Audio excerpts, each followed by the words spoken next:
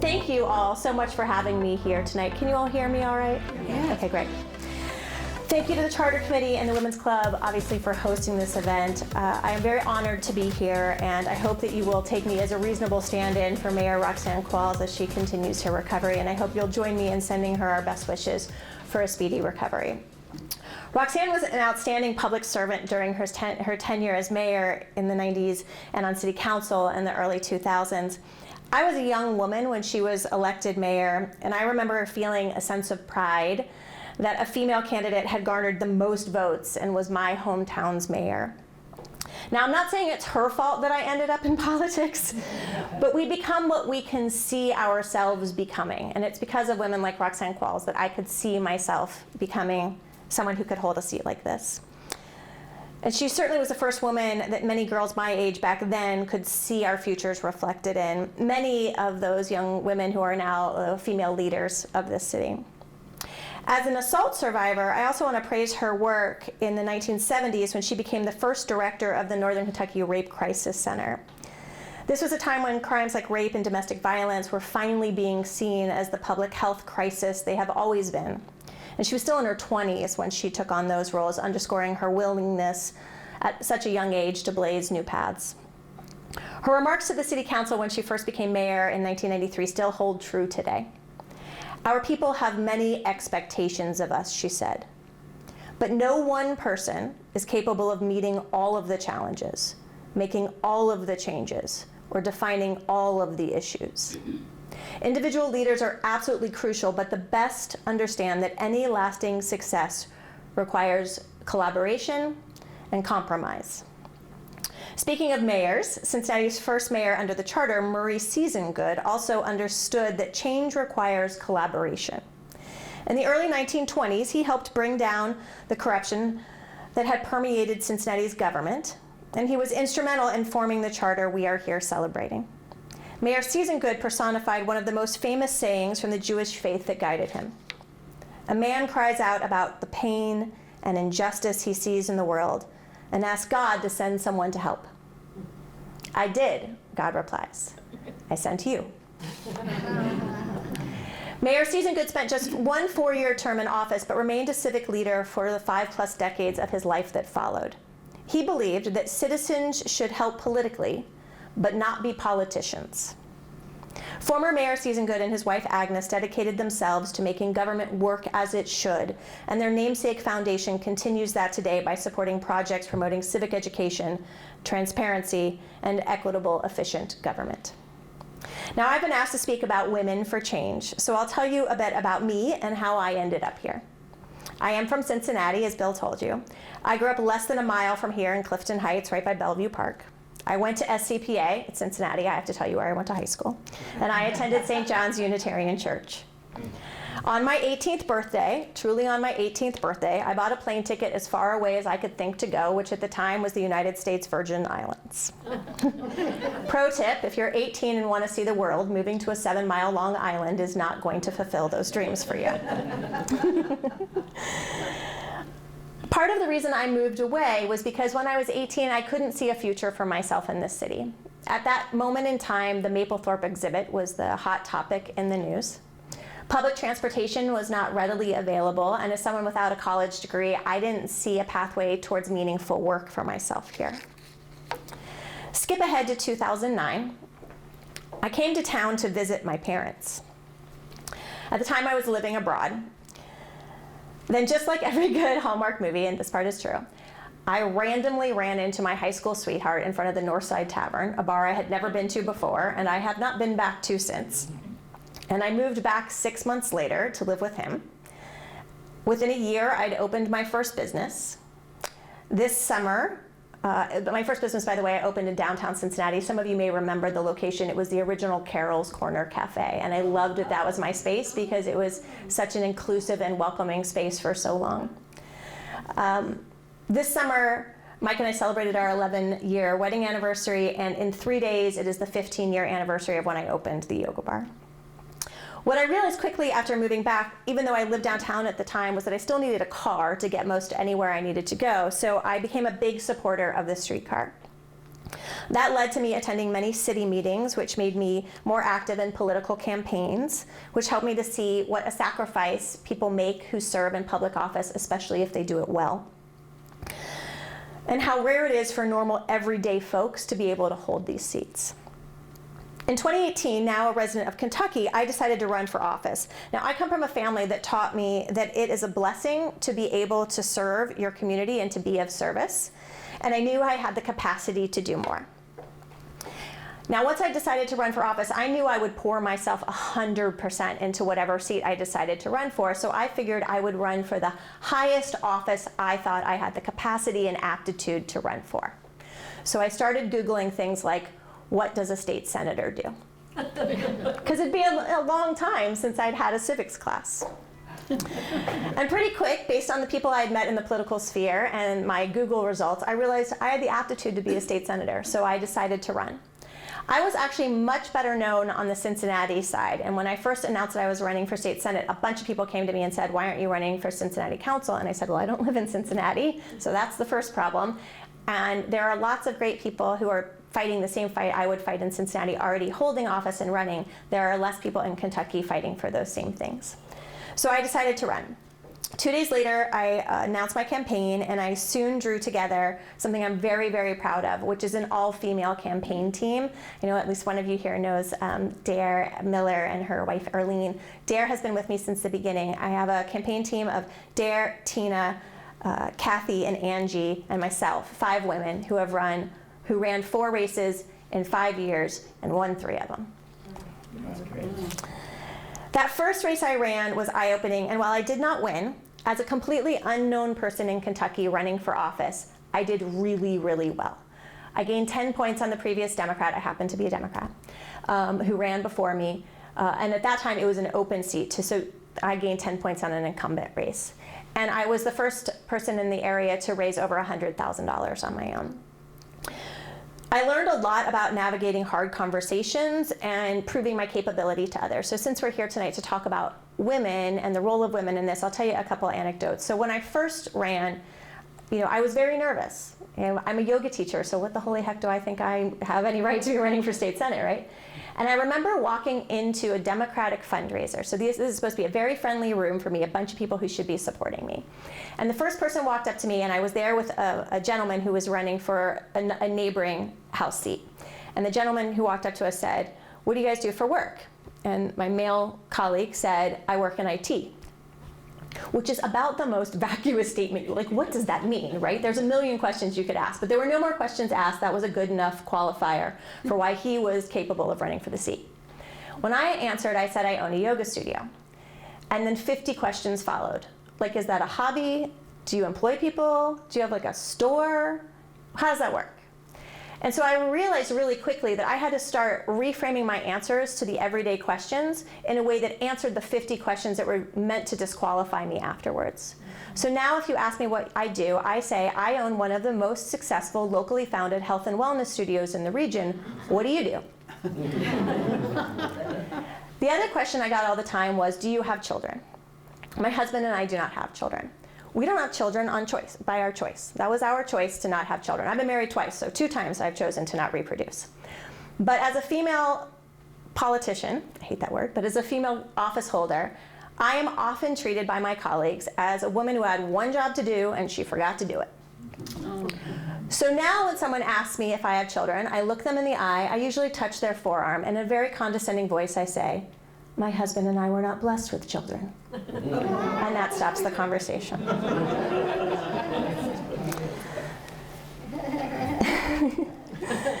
So what lesson is there in all of this for women today wanting to make a change? My answer to you is that any woman who wants to make a change and wants to know how to thrive, the number one thing to do is be authentic. I am the same person in every room I walk into. It will be a miracle if I make it through this 15-minute speech without cussing. I already sat on a table like it was a chair, which I do in almost every room I walk into. I find that people can tell immediately if you're real with them, and while they may not like your policies or agree with your ideas, the value of realness resonates and people appreciate it. A year after I lost my a year after my loss in state senate, I left to work. No, let me start that again. I typed this myself, so I can only blame myself for the way the sentence is broken up here. So after I lost the state senate race, the person who was my state representative a year later was appointed by Governor Beshear to become the Commissioner of Local Governments. I don't know if you guys have that same title in Ohio, but if you ever wanted to be in political office, that's the job to have. In Kentucky, you're Santa Claus. You just fly around the state and hand big checks, usually federal money checks to people, but you get to be the person who hands it to them, which created a vacancy. And I was the obvious person, because of how well I'd done in my state senate race, to be the party nominee. So I won the nomination of my party, and then I won the seat. All of that happened within about 60 days. So I didn't really have time to think about what was going to happen if I won that race, and then I won. I won on February 23rd. I was seated and sworn in on March 3rd, 2020. I was sworn in, and then 5 minutes later, I was sitting in my seat taking votes on the House floor. Fortunately, I had gone down to Frankfurt the week in between at my own expense, which I think is somewhat important to know, because part of the reason these jobs are so hard to hold is because the pay is not good, right? The base pay for a state representative in Kentucky is $24,000 a year. And while it is a part-time job, it is not a part-time job. So I went down there for the week beforehand, and I forced myself into every room because I had to take votes in a minute, and I wanted to make sure I knew how to vote. So that was March 3rd, 2020, and if you remember any other activities from 2020, you may remember that 10 days later, COVID arrived in Kentucky. So now I'm a 10-day-old legislator facing a global pandemic. On my 16th day in office, I was assigned the only House Democrat to the Free Conference Committee that crafted the almost 200-page COVID bill, which meant us keeping everything open, from how school buses could run, to how school could go virtually, to how businesses might be able to stay open, to how food still could be delivered. We passed that bill, and then we left Frankfurt. And at that point, you may understand that I got home and looked at my husband and went, what in the hell have I done to our lives? 2020 also marked, when I got sworn in, 100 years of women's suffrage. And it was the first cycle where there was a female leader in either party in either chamber in Kentucky. Her name is Joni Jenkins. She's a good friend to this day. When you're in leadership, you get to make your own pin for your members. I wore hers today. She had it designed in the color white to celebrate suffrage. It's one of my favorite ones to wear. The next year, I fully got my feet under me, and I started getting bills passed. For those of you who don't know much about Kentucky politics, we have a hypermajority system. So in the House, there are 80 members who are Republicans and 20 members who are Democrats. Actually, currently, there's 19 members who are Democrats, because we had one really bad behaving member that we kicked out a few days ago. But you kicked her out. Him, yeah. Shocker. So the normal refrain for the majority party is that you shouldn't bother voting for Democrats in Kentucky because they're not going to be able to get anything done in a super minority. And to that I say, bull. I have passed about 10 bills in 5 years, most as amendments or committee subs. Because what I do know is that if you take yourself out of the process, if you take your ego out of the process, you can still get good policy passed. So if you focus on the we and not the me, you can still get good bills passed. In the 5 years I've been there, which has been 4 true legislative sessions, there have been, I believe, 10 Democratic House bills passed. That's it. We generally pass 300 bills a year, and only 10 of the, 1,200 bills that we've passed in the last 4 years have been Democratic House-sponsored bills, and I'm proud to tell you that at least one of those were mine, and that there are 10 other bills out there that have my thumbprints firmly on them. So back to that part of when you take your ego out of it and you focus on the we, that we can create good policy. I will tell you that in my experience, at least in the Kentucky General Assembly, women seem uniquely good at doing this, at least in my experience. But the first thing we can all do to bring about change is following one of the missions of the Women's City Club, which is civic engagement and education. Regrettably, we still have a long way to go when it comes to collective civic knowledge. Not even 2/3 of American adults can name all 3 branches of government. And only about half can tell you which party controls the House or the Senate. We are also increasingly segmenting into our own ideological camps, where we live in echo chambers on social media and with the news we consume, which is not healthy. As for women, in one sense, we have made a lot of strides. One enduring success is the growing gender gap that has long seen women outnumber men on college campuses. Now we're at almost 60% of total enrollment. But even so, this success is not carrying out over to our paychecks or seeing us serve as leaders in corporate boardrooms and at the highest levels of government.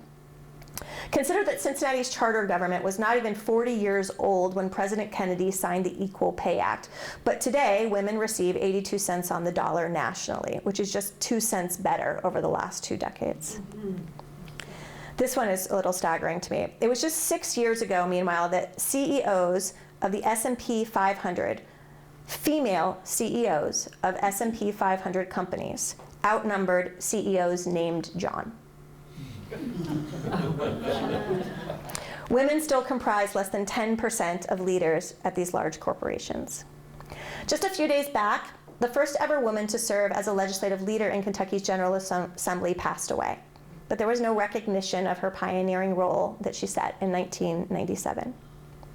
In the State House where I served, the first woman in leadership wasn't chosen until 2013, and the first woman caucus leader arrived in 2019. Representative Sherilyn Stevenson and I are just the 5th and 6th women, we're tied for 5th, I guess, as caucus leaders in the House. One of our colleagues, Ruth Ann Palumbo, is retiring this year. She was one of only 7 women out of 138 legislators in the House and Senate in 1990 when she was elected. And today, there are 43 women in both chambers. Kentucky had one of the first women governors in the country with Martha Lane Collins, but her singular election was more than 40 years ago. Ohio has had 1 woman governor, and that was for 11 days in the 1990s. On the other hand, Ohio has had many more women serving in the U.S. House than Kentucky. For Ohio, the number stands at 13 overall since they first began serving in 1940. According to the Center for American Women in Politics, exactly 1/3 of state legislators nationally are women. In Nevada's legislature, the rate is 60%. But in West Virginia, which is the last among states, it's only 12%. Ohio's rate is 29%, putting it at 36th among states. Internationally, we have an even bigger hill to climb. Since 2006, the World Economic Forum has been looking at the gender gap through several different lenses: economics, health, education, and governance. The US ranks 43rd among the 146 nations. At this rate, according to the study, we are still 134 years away from having a world where men and women are equal in these 4 broad areas. In cities like Cincinnati, we're seeing progress more quickly, and there is no doubt that government has played a leading role in this regard. It reminds me of a quote attributed to Prime Minister Winston Churchill: "The farther back you look, the farther ahead you see." Based on the Charter's success over the past century and the leadership of those who brought it to life, there is every reason to believe the next century will be its equal, if not its better. Back in Kentucky, my time is winding down as I am not seeking re-election. I will always be proud of the time I served, but like Mayor Seasongood, I believe I was meant to help politically, but I'd like to bow out before I become known as a politician. For women looking to make a change by running for office, I say do it. You have a unique life experience and something to offer to the discourse. To those of us who support women running, we need to be better about lifting women up and giving them opportunities to lead. Even today, when you ask young kids to draw a firefighter, a nurse, and a president, they draw only the nurse as a female most of the time.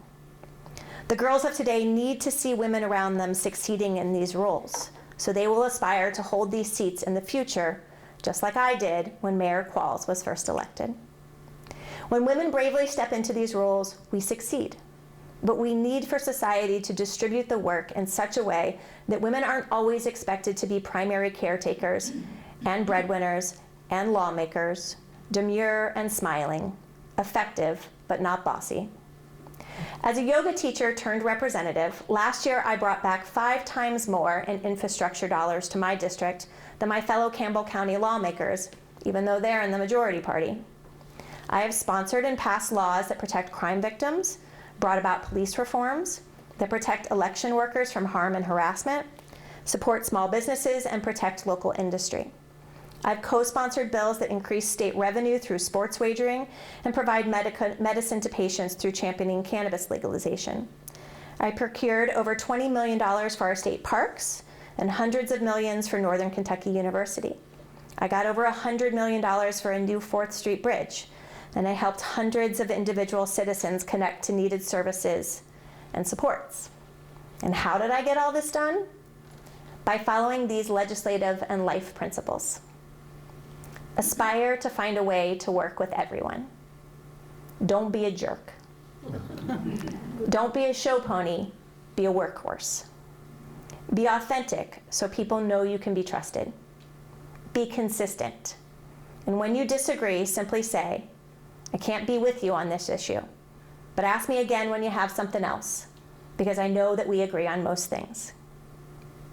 In conclusion, in 1996, a Purdue University researcher did a simple experiment. He formed 2 flocks of hens, with the first filled with hens that were considered average based on how many eggs they regularly produced. The other was a collection of the most productive hens he could find. The experiment was to see which group produced the most eggs. Now, one could understandably think it would be the second group, since it was filled with above average hens. But it didn't take long to disprove that. After a short time, 6 of the original 9 hens were dead from infighting, and the 3 others in that group were significantly injured. In the other group, meanwhile, all 9 were fine, and they of course produced more eggs overall. The moral of the story is not to downplay any advantages that we may have as individuals, but to recognize that our success depends on putting our skills to the best collective use. As Mayor Qualls said, no one person is capable of meeting all the challenges, making all of the changes, defining all of the issues. As we say in Kentucky, united we stand, divided we fall. When we focus on our work and seek harmony, the very things Cincinnati has done since 1924, it leads to a better community. May we never forget that. And may we each here commit to supporting the women who are leading the way and bringing about the change we need. Because indeed, if there is to be a future, it will wear a crown of feminine design. Thank you very much.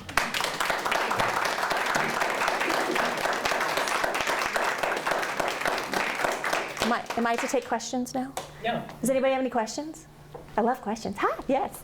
Of the things that did not pass, that Yeah. you were trying to push through, which one was the one that you feel worst about? So I love that question because it has a very happy ending. So I am the very proud daughter. So her question was, of a bill that I put forward that didn't pass, what will I have the most regret about, or what am I saddest didn't pass? I am the daughter of a mental health care provider. I grew up with my dad's substance use disorder practice in the ground floor of our home. So mental health care and substance use disorder care is something I am very passionate about. So one of the first bills I filed, simple little bill, that would require every insurer in the state of Kentucky to cover at 100% a once-a-year mental health wellness check. Just like you get an annual physical each year, I think we should normalize mental health care.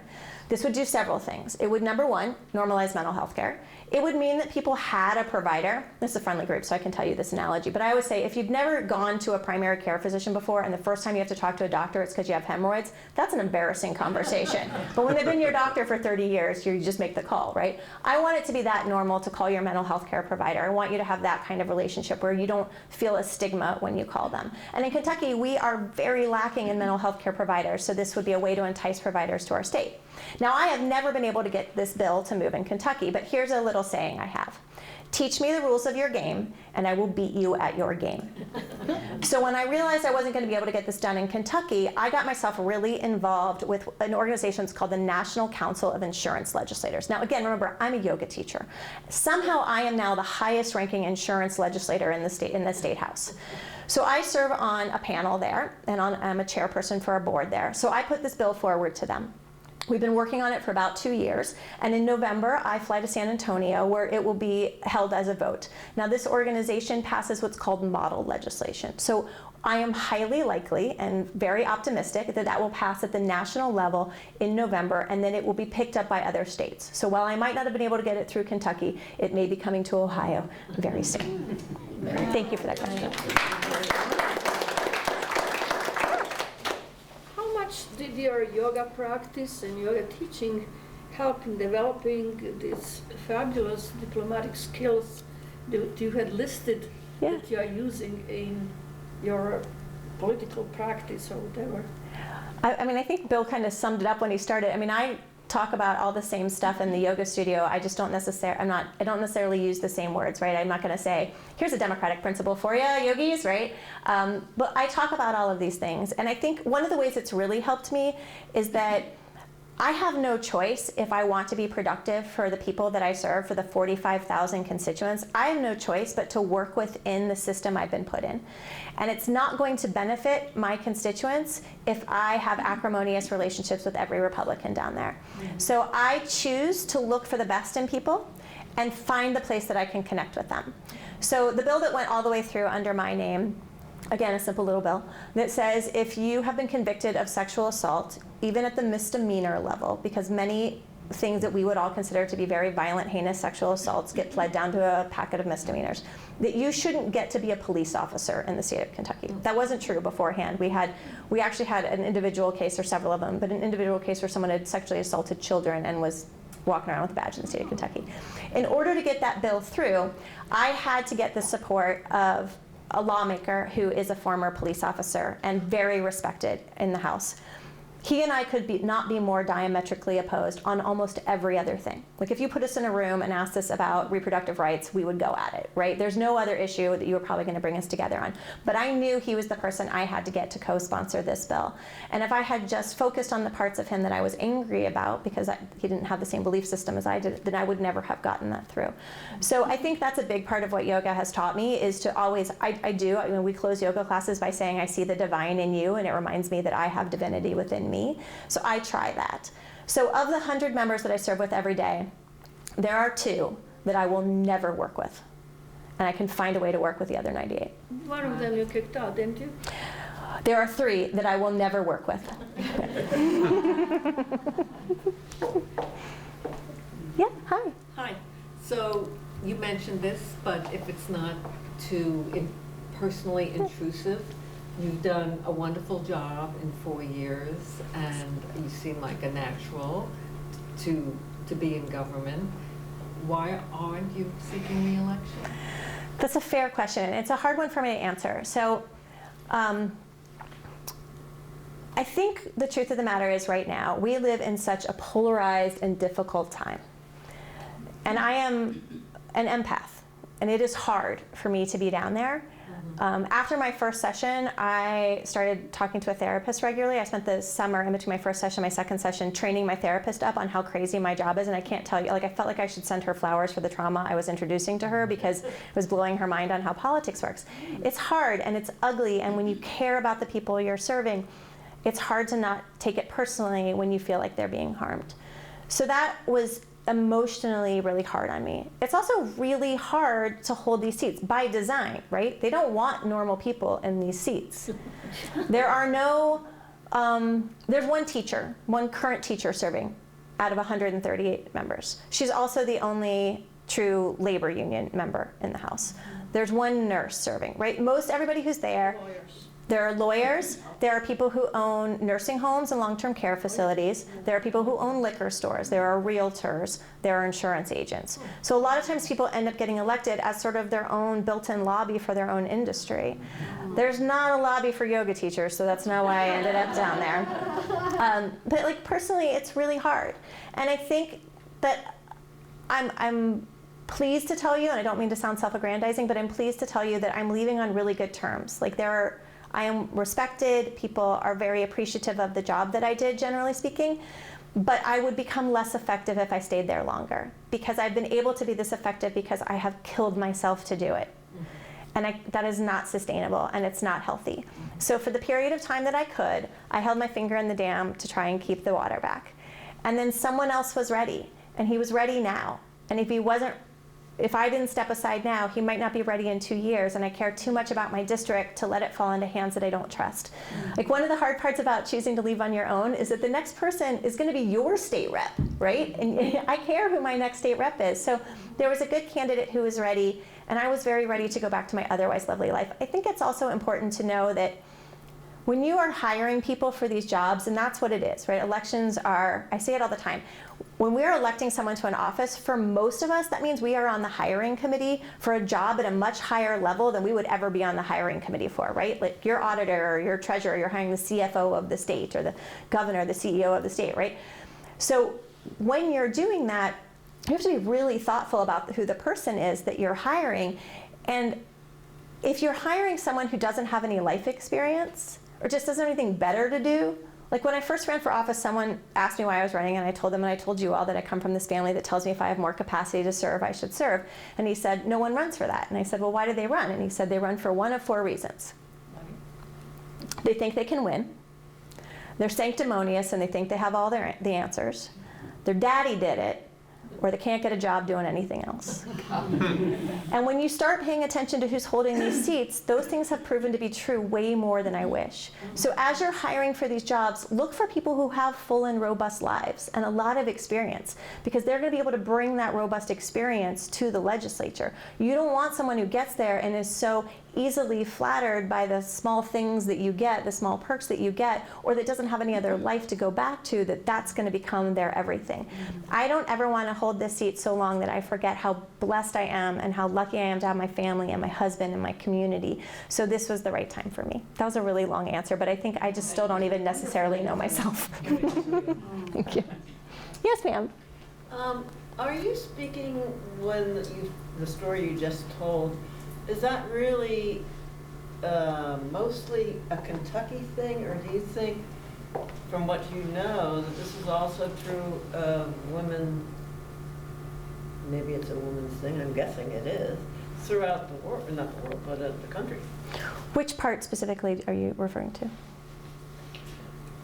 Well, none of it sounded good. I mean, your speech was fine. Yeah, I think it is definitely, in my experience, more challenging for female legislators. For instance, I was in office for 3 weeks before I had to get the police involved with someone who was sending me threatening messages the first time.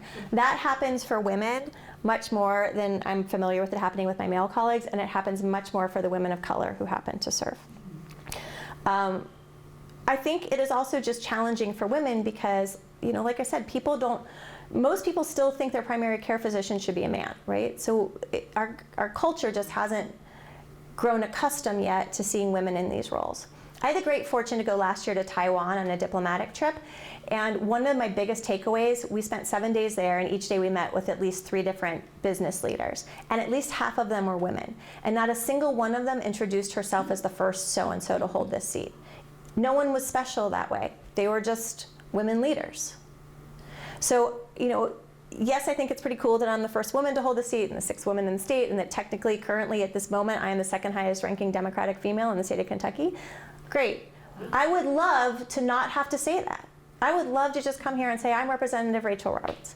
When I first ran for office, one of the first conversations the person that was very briefly my campaign manager had with me was how we shouldn't really show my name, my first name, on my yard signs. It should just say Roberts. And then the next conversation was how I was going to dress,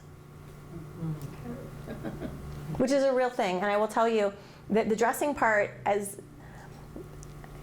silly as it sounds, it matters, right? It matters to me that I make people feel comfortable in the rooms that I walk into. So when I ran for state senate, a lot of my district was rural. So when I would go to rural things, I would dress in my mind. I was like, I want to look like a farmer's wife going to the bank to get a loan. That's the outfit I need today.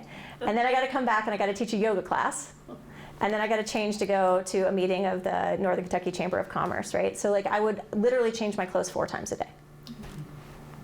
So I've had this on all day. That's a very rare day for me to actually have one outfit on the whole time, but yeah. Is that what you wore when you were at the session in? Today, yeah. I started this morning at 7:30 a.m. at a chamber meeting in Boone County and went to Frankfort and came back. So, but this is an unusually long day for me at this point in the cycle. Yeah. Yes. Have you thought about how you will continue to be involved in making Kentucky a better place, without being, you know, in service as an elected person? In office. Yeah.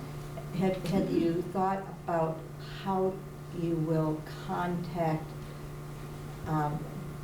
elected officials as now someone who's just a citizen? In the sense I have in the person that I hope wins my seat, I would love to be a mentor to him and help him in whatever way I possibly could. I have tried to set our caucus up in a way that my thumbprints will be on the caucus for a long time. We didn't have a mentorship program within the caucus beforehand, so we have that now, and I've put some structures in place there.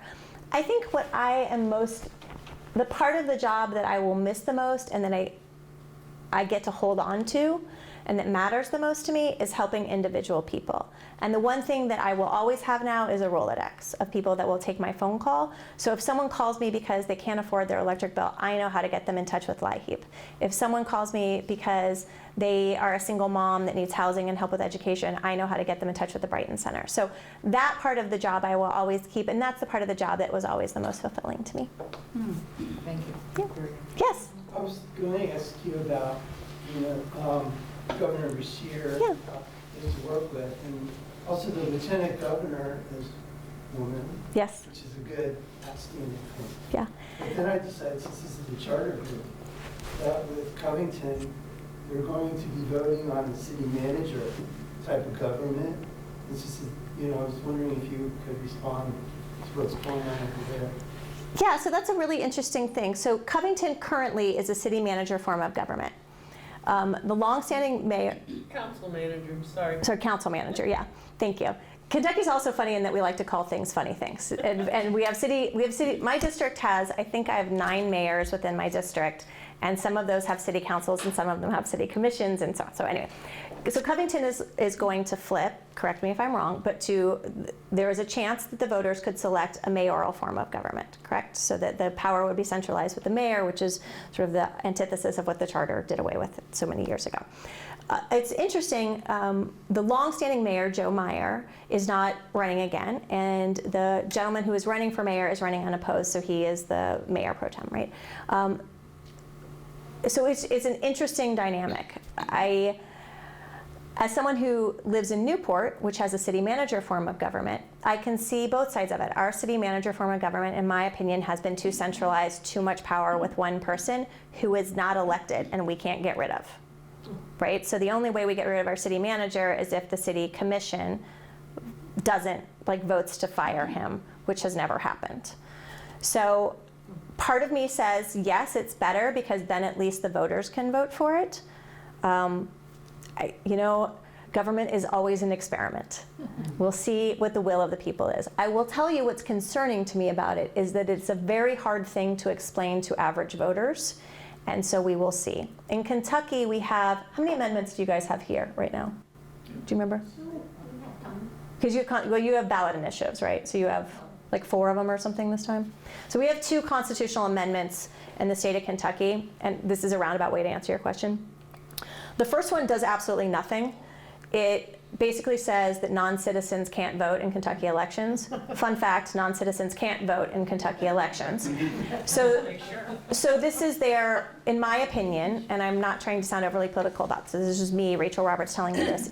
In my opinion, it sends a really bad message. We pass a lot of legislation lately that says, you are not welcome in Kentucky unless you look a certain way, pray a certain way, love a certain way. And this is, to me, another thing that's just saying, you are other.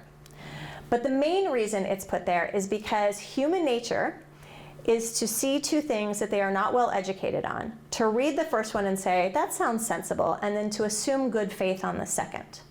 So if people vote yes on the first, they are much more likely to vote yes on the second. And in our case, the second one is much more consequential. So there's a lot of stuff like that that's going to be on multiple ballots. It's really confusing to people. So in the sea of all of that, I'm not quite sure how it's going to shake out. Did I answer your question there? And then I'll just tell you, I'm a huge fan of both Governor Beshear and Jacqueline Coleman, but I love me some Jacqueline Coleman. She's fantastic. Yeah. Will she be a governor? I sincerely hope so. With all pragmatism, I am still very concerned that Kentucky is not ready to elect a female governor. She should be. She's fantastic. Forgive my crassness, but she has the biggest balls of anybody in Kentucky. She is very strong and smart, and I would love to see her there. And I'd love to see her there because she would continue on many of the policies of Governor Beshear, and I think he's done a really good job. Yeah. Yes, ma'am. Am I running too long? Are you here to tell me? Okay. Okay, good. Okay, what you just touched on is about women in politics in general. I mean, what you just said about Kentucky's not ready to have a Yeah. female governor.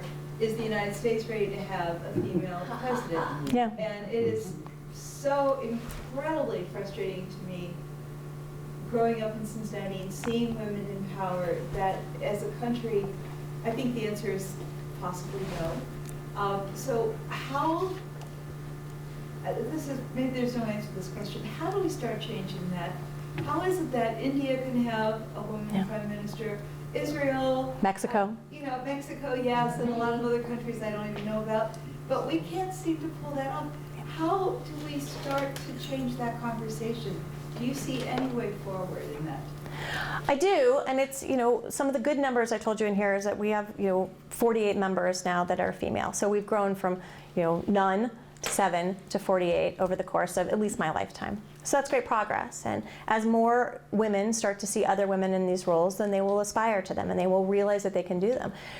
My husband doesn't like it when I'm self-deprecating this way, but again, I'm a yoga teacher. How did I end up here, right?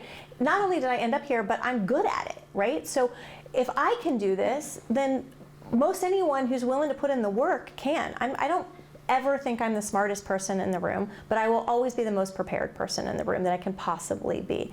And so when I show up, I try to be as real as I can, tell the truth about what this job is and how hard it is, so that people have a good idea about it. I was on a recruiting committee for getting candidates to run, and I was very honest with everybody. This is what it looks like, and that's the conversation we need to have with women who are willing to run, because we're asking them to put their lives completely on hold and to put themselves out there. Anybody who runs for office, even if you are diametrically opposed to them, anyone who runs for office, it is an act of bravery to run for office. So they deserve your respect, that they were at least willing to put their name on the ballot, even if you don't agree with them at all.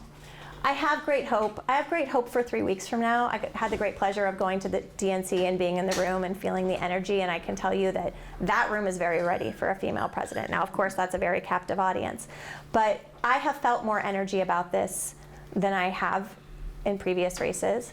I think the short nature of the race has been helpful because people haven't been focusing as much on the fact that she happens to be a woman as they did when the last female ran for president, or had, when Hillary ran. So I am very hopeful. But that said, here's another fun little story for you. So I was walking in, my husband and I don't have children. So my husband is really into cars. I am not super into cars, but he is. And as a result, I drive what is perceived to be a fancy car. So I'm walking into the Capitol this winter rather, and the president of the Senate is walking behind me. And he goes, "Gentlemen, we're supposed to be the fat cat Republicans. What's up with this little gal in her Porsche?" And I turned around and I went, "Senate President, it's very lucrative to not reproduce." But he felt completely fine, assuming that, number one, I shouldn't get to have nice things, and then I had to immediately come up with a quip because he also has been one of the ones who's basically reminded me in public that I had one job to do and I didn't do it. We also, women need to get a little more pissed off in a way that motivates them to step out of their comfort zone. And I know you all have been in the trenches all along, so please don't hear this as me saying that you personally haven't done more, but the capital W women, we can't just show up at a march in DC and think that's enough. We can't just do a phone bank or send a postcard and think that's enough. We've got to start stepping out of our comfort zones and doing more and putting ourselves out there. And I hope that I have mirrored the behavior that I hope to see in others, and that there will be others who come up behind me. I will tell you that the candidate who's coming after me, who will be a great state representative, happens to be a completely boring, tall, straight white guy, and that hurts my heart a little bit, but he's gonna be a great representative, right? So I'm hiring the best person for the job, even if they don't necessarily, You can't. Does she do yoga? No! She's not even a yoga. Yes, please. Rachel, there aren't that many people of stature politically who have experience in Cincinnati and in Northern Kentucky. Yeah. And I'm just interested in what thoughts you might have about ways that the great divide, the river between the two of us, can be sort of dealt with by, is there a role you can play in promoting regional collaboration for a progressive agenda? 100%. Thank you so much for that question. So that's one of the things I've really tried to champion over here. Part of the reason I was able to raise so much money in my first election is because I raised it out of Cincinnati. There's not as much money politically in Northern Kentucky as there is over here. And we have to see ourselves as a region, right? Like CVG doesn't stand for Cincinnati, it stands for Covington, right? Like we are a regional area, and our growth is intrinsically tied to one another. Now, I grew up here, so I know that the Ohio River, for many, is wider than the Grand Canyon. And if you're from Kentucky, the Licking River is even wider than that. But we have got to realize that our future rises and falls together. So for those of you that are politically active over here, I implore you to find candidates across the river that you care about and support them as well, because who those River City representatives are matters to whether we get a Brent Spence Bridge. Who the Boone County representatives are matters to whether we continue to be able to fly internationally out of the airport. It matters just as much to your daily life as who the next auditor for Hamilton County is, or who takes Denise Driehaus's seat, or any of that down the line. We have to start thinking in that way. And you all, if you are following a progressive agenda, which was your question, you have people here who are safe. And it's all math. So if you have $200 to give, and your choice is to give it to someone who's already going to win because they're your party over here, or to give it to a candidate who has a shot in Northern Kentucky but can't raise the money, then please start considering giving it to the candidates in Northern Kentucky, because that is how we grow an agenda for this entire region that is equitable, that is kind, that is filled with people who are pragmatic and smart. And let me just tell you, in Northern Kentucky, we send some of the worst people to Frankfort. We have a new faction down there that has no plan to build anything up. They just want to go tear everything down. They do not care about bringing things back to their constituency. They are just there to be disruptors in a way, like I'm for disruption if you have a plan for what comes after, but they do not. So these seats matter, and we need your help over there. And so, as I mentioned, like the fundraising stuff that I did over here, that was at my first businesses were in Cincinnati. So all of the fundraising that I did before I ran for office was over here. I know that, so I work really hard on both sides. Back to your question about how I stay involved in Kentucky, I'm not sure that I do. I think whatever comes next for me hopefully is more regional. That's my vision for myself. My husband likes me to tell everyone that I'm not unemployed, but I am for hire. Yes, Bill? You talked about the difficulties of working with people on the other side of the aisle in the legislature, and how you have to work hard to overcome that. It seems to me that your experience there is very similar to the divide that we have in our country now, where Democrats don't want to talk to Republicans and vice versa. Do you have any observations or suggestions about how our country overcomes this divide? So you guys are already doing one of the solutions, which is the gerrymandering bill that ballot initiative. I wish we don't have ballot initiatives, and I have a lot of reasons that I'm jealous of you on this side of the river. That is one of them. We don't have that. So we are not going to do that, right? We are not getting rid of gerrymandering in Kentucky anytime soon. That is a huge part of the solution. I will tell you that some of the people I find hardest to work with in Frankfort right now are Democrats. And the people that are hardest to work with on either side of the aisle are so safe in their seats that they don't have to work for their district. They don't have to care about finding compromise. That is when government is bad. Government works best when there is a healthy amount of friction. So whichever party you are, whatever you want, I promise you want equal government. If we're stuck with a two-party solution, which is what we have right now, if that's really what we're going to have, we want those two parties to be as equitable as possible, because government is best when there's healthy friction and it moves at a glacial pace. I told you we pass 300 bills a year. Do you really think we need 300 new laws in Kentucky every year? 300 new laws that we didn't need 200 or 300 years ago? We do not. There was a great example during all of the unemployment stuff that was going on during COVID, where governors were just getting slammed because they weren't able to meet the demand, and part of that is the old Drupal system. But I can't remember which state, but a governor at his press conference brought out the entire legislative code on unemployment, and it was this thick. And the goal of unemployment is what, right? It's to provide temporary partial income for people who were not employed anymore for a certain set of reasons, based on a certain level of income. That's basically what unemployment does. This was like 7,000 pages that we have to weed through. And that's because of legislative creep. So the best thing we can do is try to balance our government so that we are hiring the best person for the job. And no matter what your political party is, there are going to be times when the best person for the job isn't in your party. You're not going to agree with them. I don't agree with myself 100% of the time because, and this is very true, because I believe that this is also a key point, because we're a representative form of government, and people interpret that one of two ways. They think, I got elected, and so the people who elected me think I'm the smartest person in the room, and I'm there to represent them with whatever pops into my head. Or you think, I'm a representative of these people, so my job is to carry the cumulative voice of the 45,000 people. That's what I believe. The 45,000 people I represent think we have to have occupational taxes. Rachel Roberts hates occupational taxes. So I have to vote against my own self-interest sometimes in that way, because that's how I believe that I'm supposed to represent my district.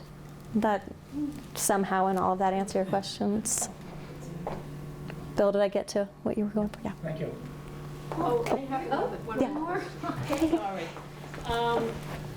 Jumping back a couple of conversations, you mentioned that there were a group of people, of politicians in northern Kentucky who want to rip things down, but they have no plan beyond that, which sounds a little bit like someone running for the presidency. And what do they want to rip down? That's a great question. Why do they want to rip it down? Yeah, that's a great question. Yeah, it's they're aggrieved. They feel personally or somehow aggrieved, I guess. I can't answer that because I try regularly, I really do try regularly to put myself in my colleagues' shoes and in their mindset, and I'm fairly successful at it. You know, I try to understand their life experience as best I can and why they might want that. I can't understand these people other than things that are very ugly, right? That it boils down to fear and whatever is causing their fear, whatever they feel threatened by, and that's what they're there to do. They want power and they want to disrupt. And again, I wish that they had a plan for afterwards, because I am very willing to admit that I don't have all the answers, and that someone may have a better idea than I do, and that my life experience is different than theirs, and that I come to things as a relatively affluent white woman, and my life experience is very different. But I don't see what the plan is, and that is really, really concerning to me. And the anger is really concerning to me, and the leading from a place of fear is very concerning to me. Mm-hmm. But there are also really great people who are running this year. We have a record number of female candidates running in northern Kentucky, which is fantastic. We have some great incumbents that will be back. I want to leave you with hope, and I really do, at least in our area, I know that we will build back. So we've been losing seats. The Democrats fell off a cliff starting in 2016. We had the majority for over 100 years and then fell off this cliff and got down to 20 members in a very short period of time. This year I know we'll build back at least 2 or 3 seats. It's slow. And again, regardless of your party affiliation, if the goal is to get back to something that's closer to parity, the slow climb back to that is beginning, and we will make steps towards that. I say with 100% confidence this year. It will be slow. It'll be 2 or 3 seats pick up this time, but in 2 more years, it'll be 4 or 6 seats, and in 2 more years, it'll be 4 or 8 seats. And then, you know, hopefully in the next 10 years, we'll get something that is actually a better functioning, more equitable government. Thank you. Yeah. Okay, thank you so much. My pleasure.